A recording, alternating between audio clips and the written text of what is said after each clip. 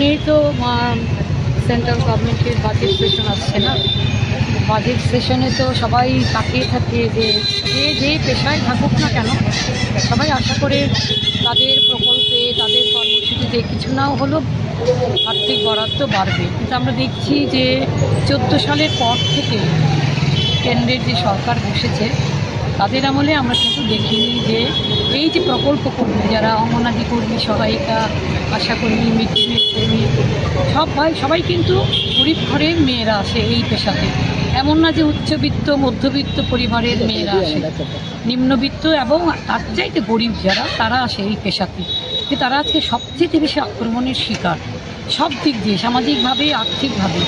তার জন্য যে বাজেট সেশন সামনেই বসবে দিল্লিতে, আমরা আগেভাগেই আমরা জানিয়ে দিচ্ছি তাদেরকে যে এবার যে বাজেট পেশ করা হবে সেখানে অঙ্গনাদি কর্মী সহায়িকাদের বাজেট আমরা দেখেছি গত বছর 500 কোটি টাকার মতো বরাদ্দ কমিয়ে দিয়েছে, যাতে এইবার এই ধরনের সর্বনাশা নীতি না নিতে পারে কেন্দ্রের সরকার।